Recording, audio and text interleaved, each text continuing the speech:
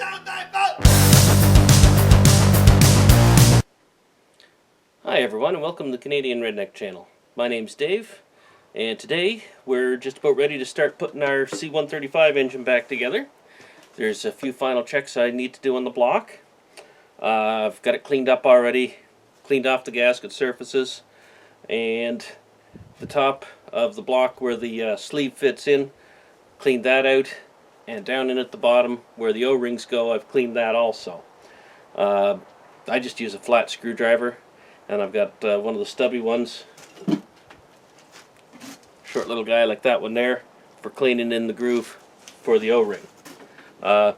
It's important to get them cleaned out so the new sleeves will fit in easily, and to make sure that the O-rings are getting a good seal, because this is what they call a wet sleeve block. So basically inside here is all hollow.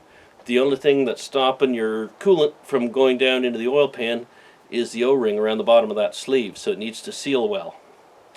So the next thing we're going to do is we're going to check the surface of the block for flatness, make sure that we don't have any warps, gouges, stuff like that, and I'll grab a straight edge and show how we do that. So to check for the flatness of the surface, put a good straight edge on the top of the block like that. And you get down along the side and look through underneath, look for light coming through, check for high or low spots. And I think on these, as I recall, the maximum allowable is 7/1000ths of an inch, which isn't very much. That's about 2 sheets of writing paper. And that one looks in good shape. So we're ready now. We can start putting our cylinder sleeves in. So we got our new sleeve, and the first thing I'm going to do before I put any O-rings in is I will test fit this to the block, make sure everything's fitting the way it's supposed to. Why is that snug?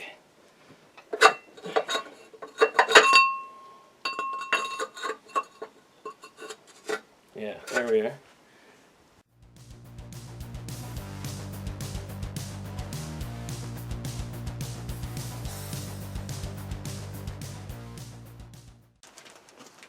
So we fit our O-ring to the groove in the block. You want to lubricate the bottom of the sleeve so it passes by the O-ring without damaging it. But you don't want to use oil or grease, anything petroleum based, because that will damage the O-ring. It'll rot it out, and eventually you'll end up with coolant going down by the sleeve and getting into your oil pan, which causes a lot of trouble. So, simple way around that is just regular dish soap. Give yourself a dab on there, and then just spread it all around the bottom of the sleeve. Make sure you've got a good slick surface to go by the O-ring. And when the stars are all lining up, that should just slide down in.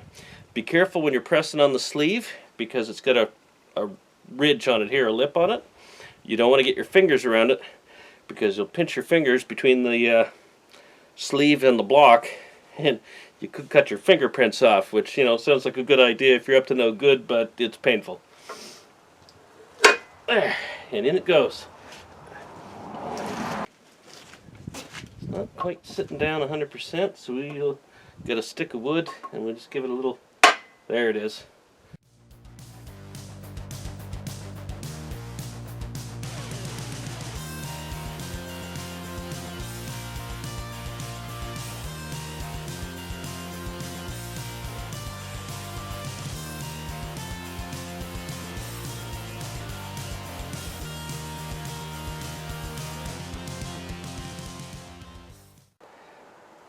Our next step is to lay the main bearings in the block, ready to install the crank.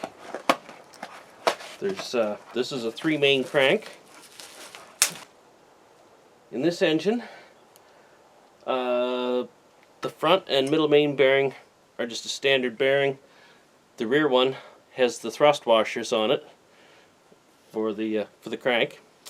And so when you unbox them, you want to check the bearings, make sure it's got holes in it for the oil passage in the block. Some bearing sets like this one have the holes in both halves. Some only has the hole in one half, and the half with the hole in it goes in the block. And you identify the locking tab on the end of the bearing. You can see it right here, and that fits in a notch in the block.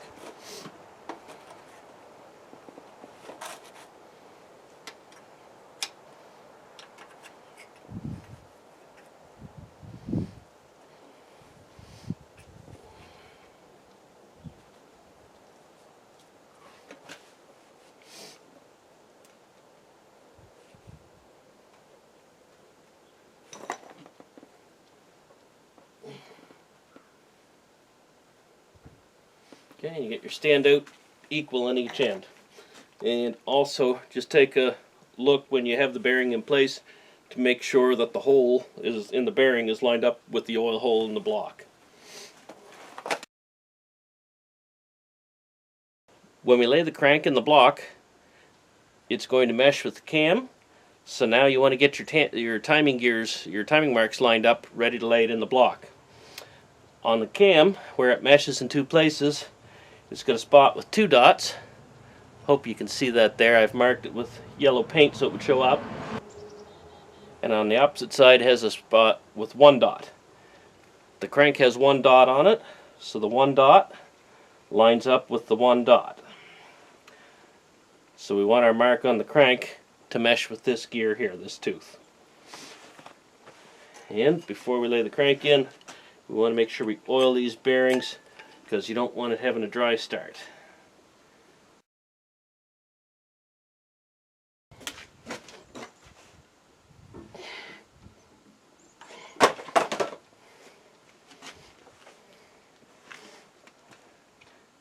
You can see our mark on the crank here, and it's lining up with the cam gear there. And there.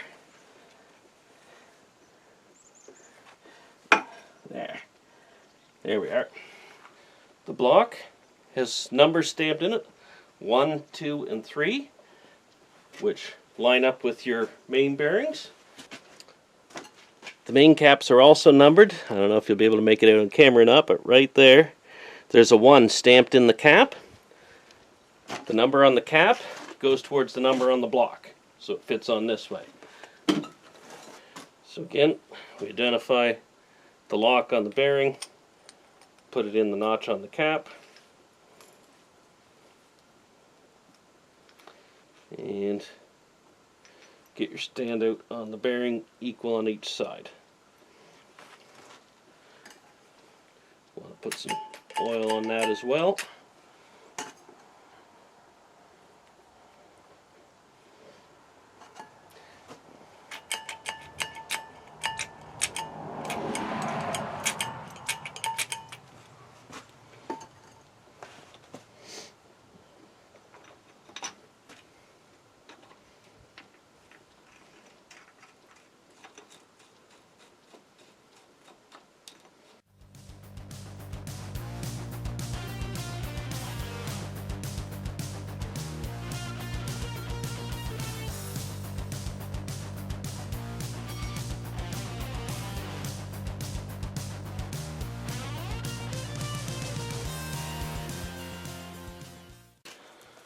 We're ready now to install our new pistons on the connecting rods, and usually on the top of the piston there will be an arrow or some marking indicating front of the motor, and these ones don't seem to have that, but I have the old piston, and you can see on one side there's a depression, the other side is flat with a ridge in the middle, and the old pistons are marked front, so we'll want to install the new pistons the same way the old pistons were. So that means that way is towards the front of the motor. With the engine right side up, the cam side will be on my right if I was standing behind the motor, and the numbers on the connecting rod go towards the cam side, so it installs like this. First thing we got to do is get the clips out that hold the piston pin in place. I'll be careful with them, or they can go flying all over the place. There we go. Push the wrist pin out. Good idea to get a little oil in there on the bushing.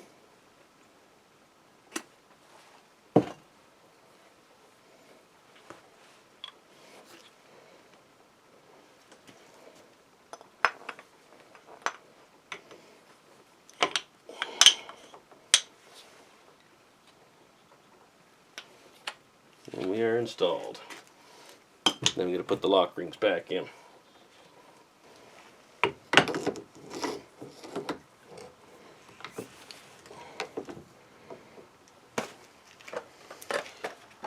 Next, our piston rings go on the pistons. These ones are in a little plastic tray. Oftentimes they are in a sleeve with top, middle, and bottom marked on them. These ones are just in a plastic tray like that. So I don't know if they're marked for which place they go on the piston. So I'll just have to go by how they're laid in the sleeve. So these have a 3-piece oil ring. They come with 2 scraper rings and a separator ring that goes in the middle.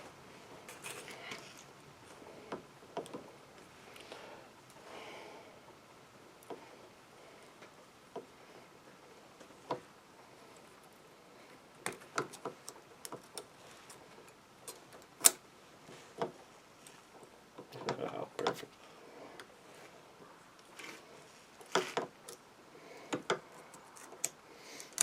There we go.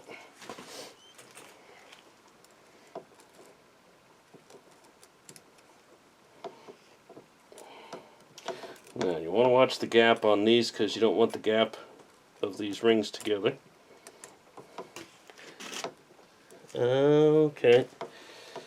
And that separator ring, yeah, it's got little hooks on the back of it. So it actually has to go in first and then the 2 scraper rings afterward.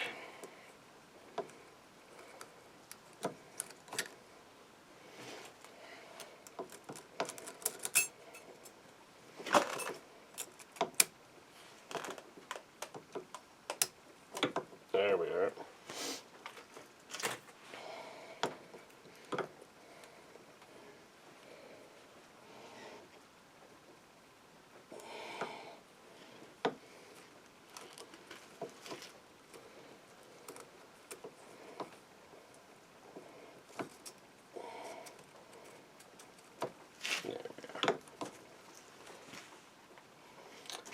And the next one in the stack was this ring, and it has a dot on it. Yeah, probably can't see it there on the camera, but the dot indicates that's the top side of the ring.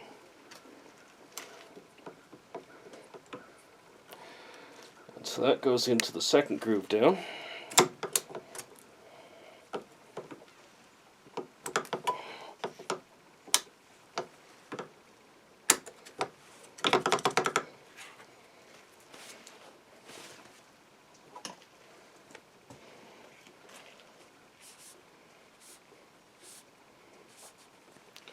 Shiny one goes in the top ring groove.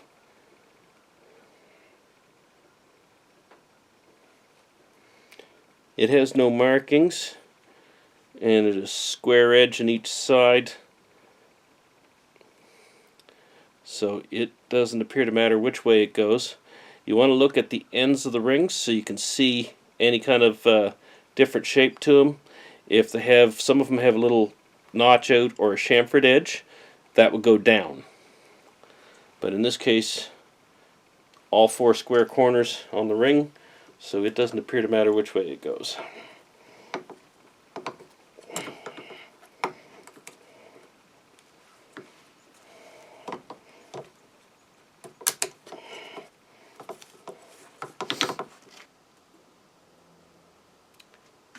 We're ready now to fit our pistons to the cylinders. So the first step is to give each cylinder a good coat of oil.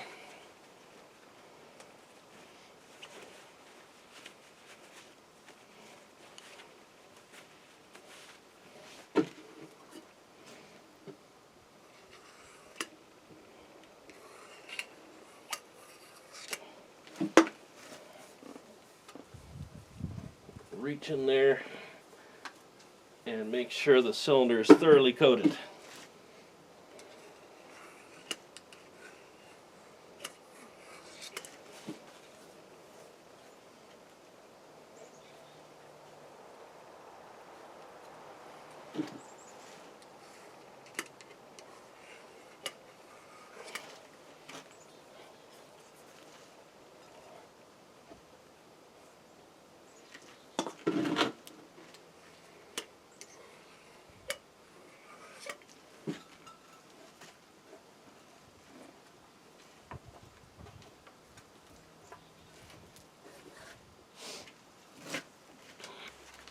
Next, we need to fit our connecting rod bearings to the connecting rod and cap.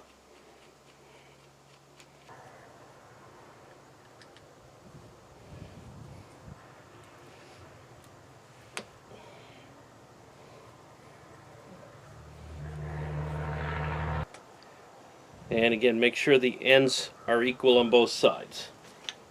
And on the piston as well, we'll want a good coat of oil.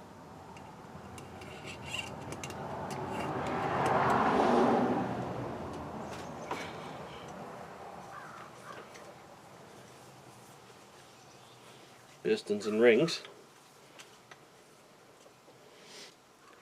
And we want to set the gaps on the rings. You don't want them perpendicular to the piston pin, and you don't want the gaps together.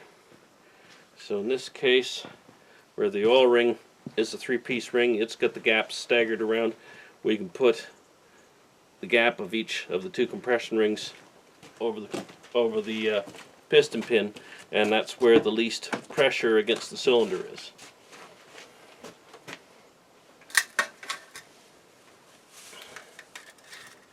Put in our piston ring compressor.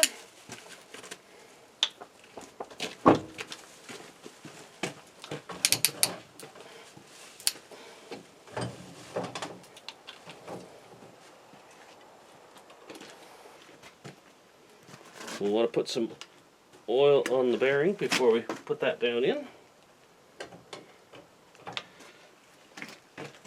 And make sure you get your number on the connecting rod towards the cam.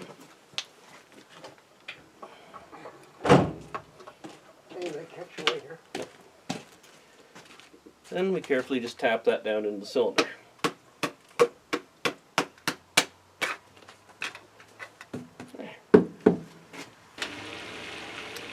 And we do that 3 more times, and our pistons are installed.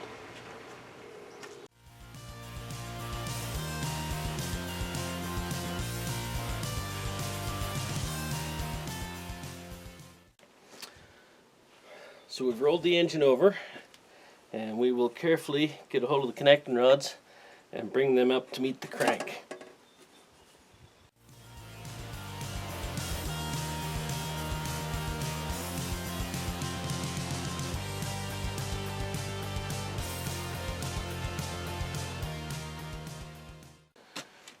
And now we're going to roll the crank 180 degrees, so the number 1 and number 4 journals are at the bottom of the travel, so that we don't risk hitting them with the connecting rods when we put them in.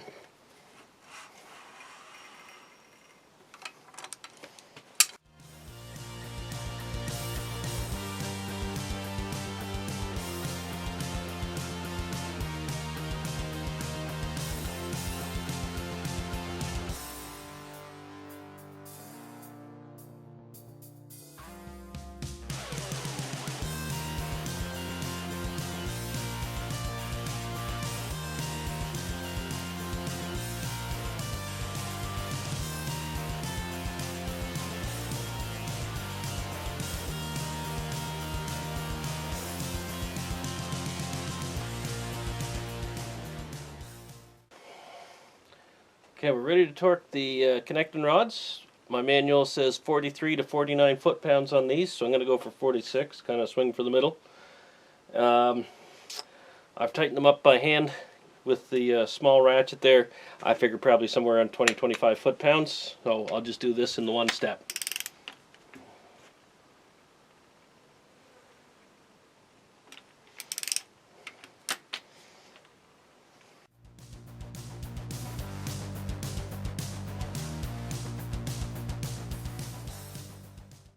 The main caps calls for 75 to 80. Again, I hand tighten them, not very tight. So I'm going to do this one in two steps. I'll go 55 this time and take it on to 77 the next time.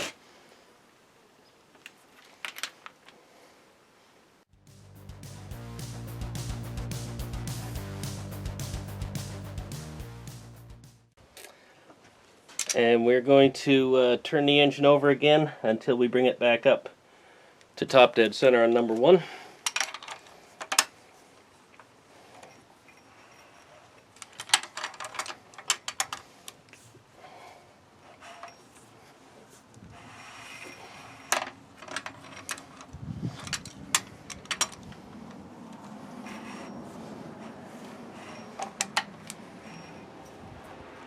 There. And you can see our marks are lining up again.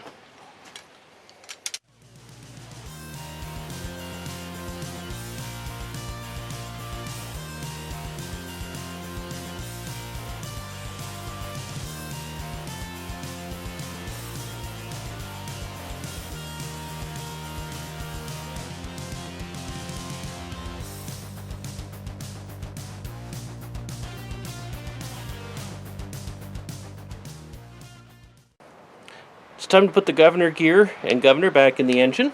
So you want to check out your governor gear before you put it back in. You want to see that this pin at the end of it is loose, moves up and down the way it's supposed to. It's free. You want to check that your weights move freely and there isn't excessive wear on the pins. And then on top of the levers in the governor, there's a little bushing, spacer bushing, that sits on them. And then there is a 3-piece thrust washer that sits on there. So first you put one of the races, and then there's little balls in a cage that sits on top of that, and the second race. And those sit against the forks in the governor housing to operate the throttle rod. On the governor gear, there'll be one dot in the valley of a tooth there, probably not really showing up on camera, but there's one dot in the valley of the tooth there, and you line it up so that it matches with the tooth between the two dots on the cam gear. We'll probably want to put some oil in here so that the gear isn't running in there dry.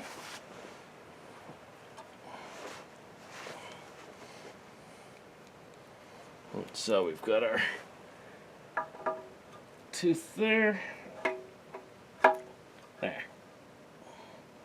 Perfect.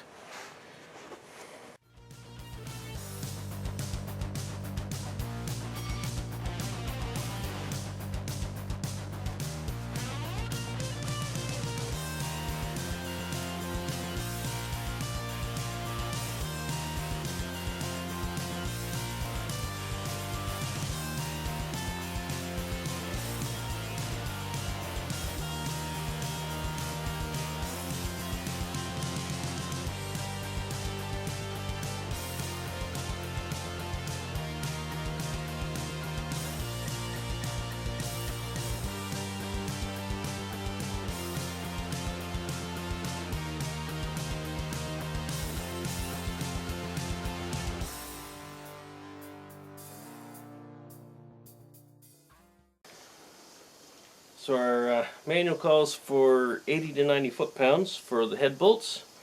I just zipped them all down with the air ratchet there. That probably put them around 25 or 30. So I'm going to do the rest in two steps. So I'm going to bring them to 60 first and then on to around 85 to 90.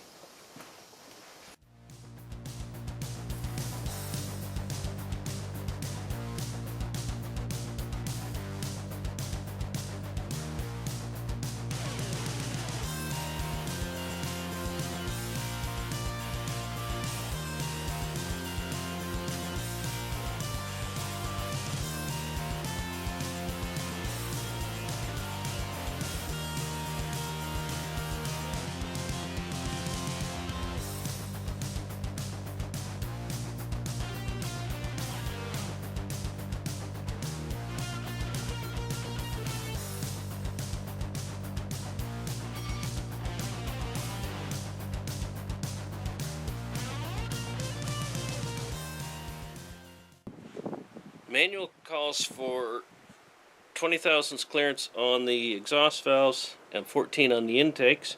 So you got to kind of sort out which ports are which on here. The intake valves share a port. The exhaust valves each have their own separate port. So this is exhaust, these two are intake, these two are exhaust, these two are intake, this one's exhaust. Another way to tell is the exhaust valves have what they call roto caps. That'll make your exhaust valves turn as they work. So we're on top dead center on number 1 cylinder, so we'll start with there.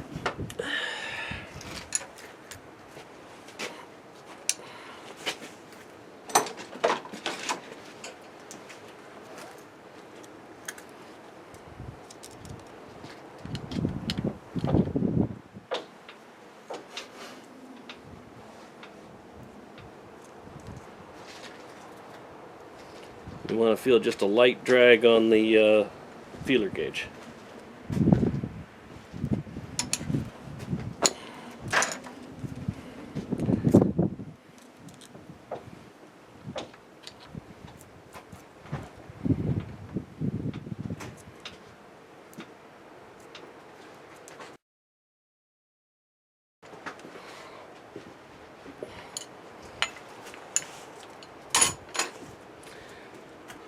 Okay, so we start out with a top dead center number 1. That means top dead center of the compression stroke.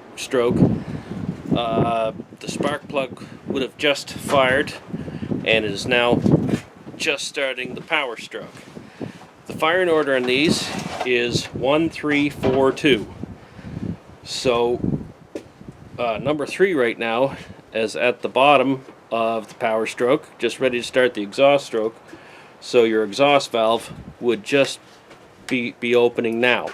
So you can't set these valves until you roll the engine 180 degrees.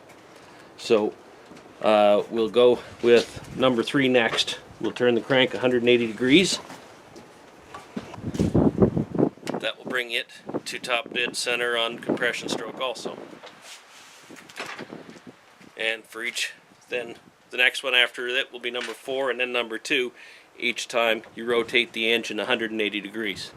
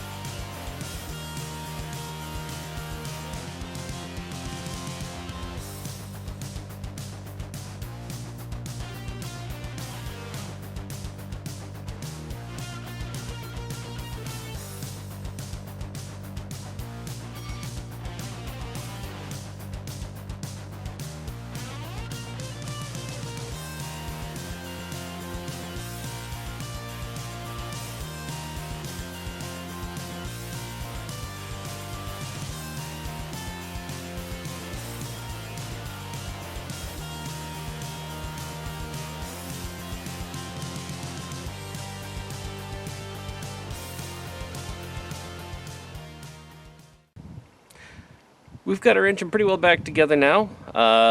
Basically all that's left is putting on the distributor and timing it. So we will end part 2 here so that we can start part 3 off fresh right with the distributor. I hope you've enjoyed watching our progress with the engine job here. Any questions or comments, you can leave that in the comment section down below. Please give us a thumbs up for the video, subscribe to our channel, and as always, have a great day.